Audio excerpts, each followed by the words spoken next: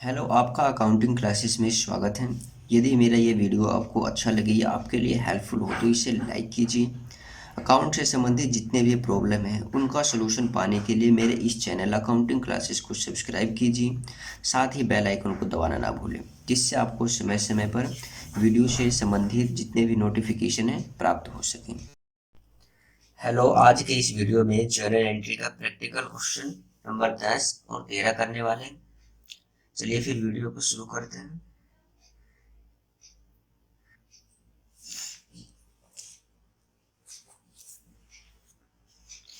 पहला ट्रांजैक्शन यहाँ पे डेट 2015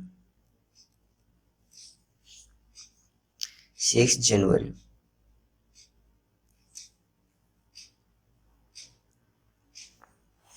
पहला ट्रांजैक्शन है purchase goods from Henry for 15,000 rupees on 10% cash discount and 4% cash discount and paid 60% payment by cheque. इस question में हमने 50,000 के गुड्स खरीदे जिसमें हमें 10% का क्रेडिट डिस्काउंट मिला है और 4% का कैश डिस्काउंट।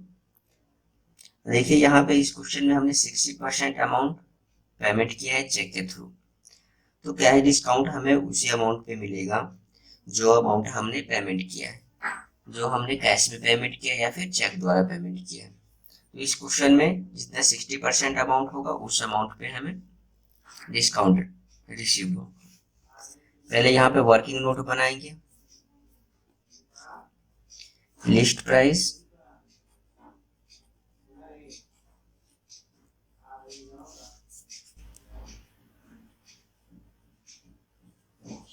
₹50,000 लेस कर देंगे हम क्रेडिट डिस्काउंट।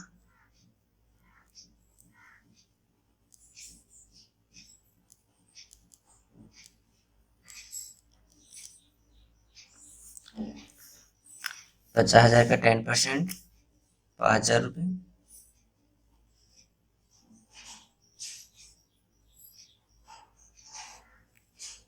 45। अब हमने जो 60% अमाउंट हमने पेमेंट किया है, कैश का जो ट्रांजेक्शन हुआ है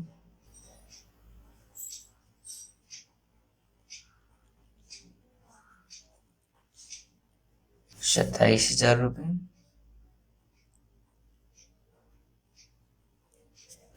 अब इस पे हमें 4% का कैश डिस्काउंट मिला है, इसे हम लेस कर देंगे।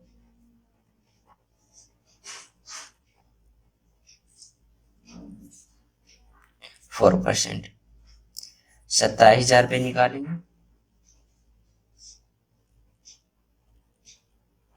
1,080 रुपये। 25,920 रुपये बचेंगे माइनस करने पे।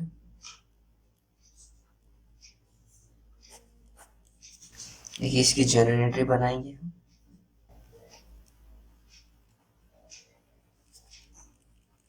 Purchase account debit to cash account to Henry to discount received.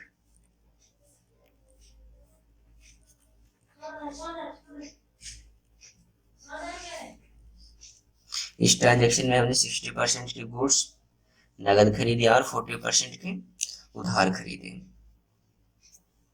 तो यहाँ पे क्रेडिट का ट्रांजेक्शन कितने का हो गया? क्रेडिट 45 का 60%,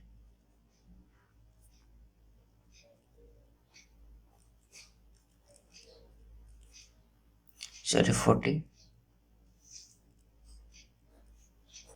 से निकाल लेंगे हम।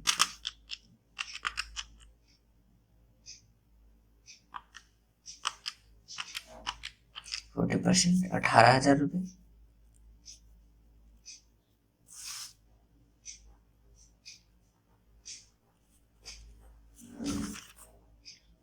18,000। ये तो परचेज हमने 45,000 का किया है, 45,000 रुपये।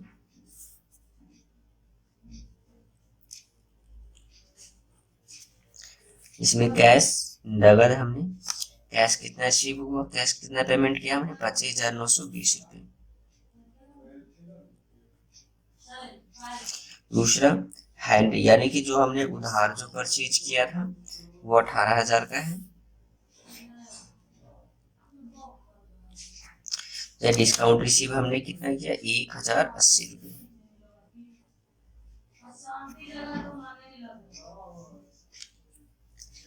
अब यहाँ पे हमें नरेशन लिखना होगा।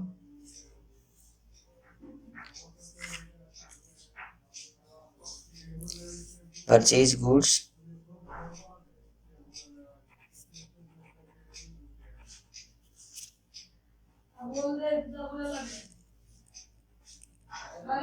$50,000,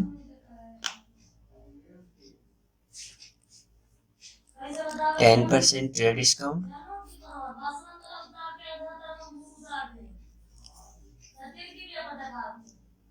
and 4% cash discount.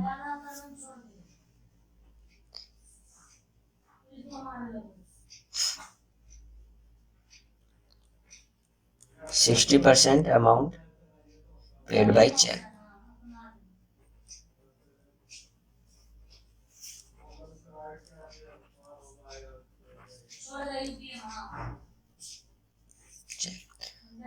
देखिए यहाँ पे चेक से हमने पेमेंट किया इसलिए यहाँ पे कैश नहीं आएगा, बैंक आएगा। जब भी हम चेक से पेमेंट करेंगे तो बैंक आएगा। ठीक है।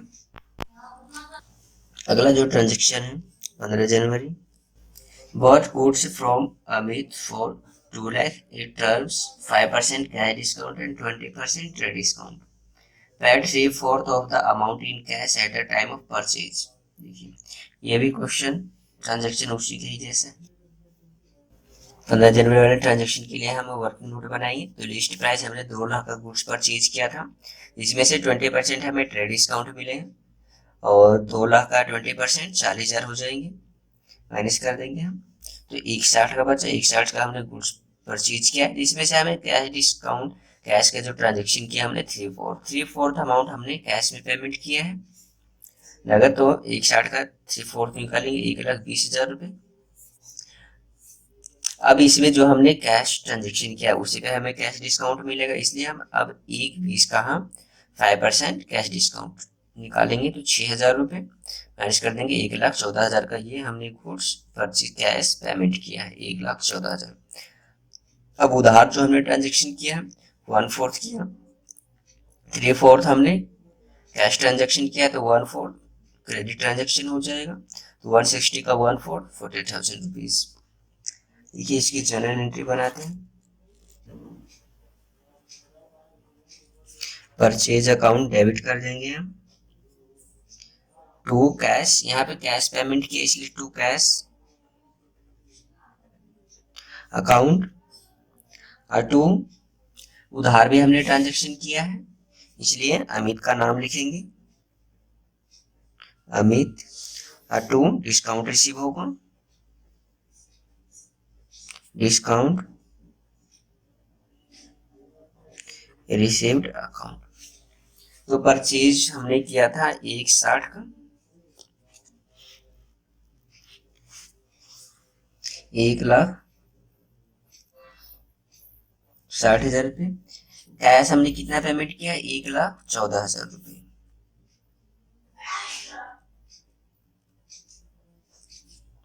अब उधार ट्रांजेक्शन कितने का हुआ, 40,000 रुपीज का। डिस्काउंट रिसीव कितना हुआ, 6,000 रुपये।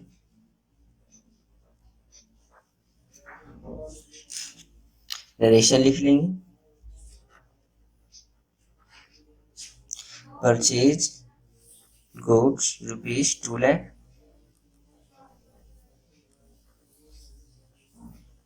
20% trade discount,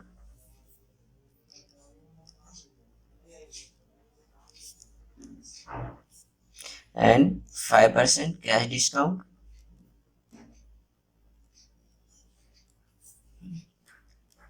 three-fourth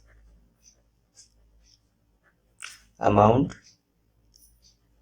paid in cash।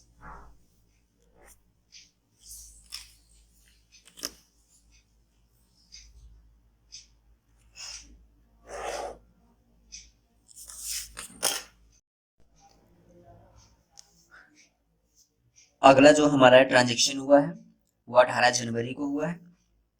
Sold goes to Sharpa at the list price of 50,000 less 20% trade discount and 4% cash discount if the payment is made within 7 days. 15% payment is received by check on 23rd January. देखो इस transaction में हमने 50,000 के goods sold किए हैं, 20% trade discount और 4% cash discount. Cash discount हमें तब दिया, तब हम अलाउ करेंगे कैश डिस्काउंट जब 7 दिन के अंदर पेमेंट हमें रिसीव होती है तब। देखो तो जो हमें पेमेंट जो मिला है 75% पेमेंट रिसीव किया हमने 23rd जनवरी को, और 23rd जनवरी हमारे 7 दिन के अंदर ही आते हैं, इसलिए 75% जो पेमेंट हुआ है उस पर हम डिस्काउंट अलाउ करेंगे 4%। तो पहले यहाँ पे इसके लिए वर्किंग नोट बना लेते हैं छोटा सा। देखो लिस्ट प्राइस जो हमारा था 50,000 का था, जिसमें से हमने 20% ट्रेड डिस्काउंट लेस कर दिया। 50,000 का 20% 10,000 होंगे 40,000। तो 40,000 का गुड्स हमने सेल्स किए हैं। देखो तो पहले हम 18 जनवरी को सेल्स की एंट्री कर लेंगे। हम शर्पा डेबिट टू सेल्स अकाउंट 40,000 रुपए, 40,000। देखिए अब आगे जो हमें अमाउंट रिसीव हुआ है वो 23rd जनवरी को हुआ है। तो इसके लिए तो कैश जो ट्रांजेक्शन हुआ है 23rd जनवरी को, अब 40,000 का 75% हमने रिसीव किया है, तो 40,000 का 75% निकालेंगे 30,000 रुपए। अब जो हमें रिसीव हुआ है उस पर हम डिस्काउंट अलाउ कर रहे हैं 4%, तो 30,000 का 4% निकालेंगे, कितना 1,200 रुपये आ जाएगा। तो 28,800 रुपये हमें चेक के थ्रू रिसीव हो चुके हैं। तो यहाँ देखिए, तो यहाँ पे जो हम एंट्री करेंगे बैंक अकाउंट डेबिट, बैंक इसलिए क्योंकि चेक के थ्रू हमें पेमेंट रिसीव हुआ। डिस्काउंट अलाउ, हम डिस्काउंट अलाउ करेंगे टू शर्पा 28,800 रुपये जो हमें कैश रिसीव हुआ है, डिस्काउंट माइनस करने के बाद। दूसरा डिस्काउंट अलाउ जो हमने किया है 1,200 रुपये का, यहाँ पे दिखा देंगे, टू शर्पा 30,000 रुपये।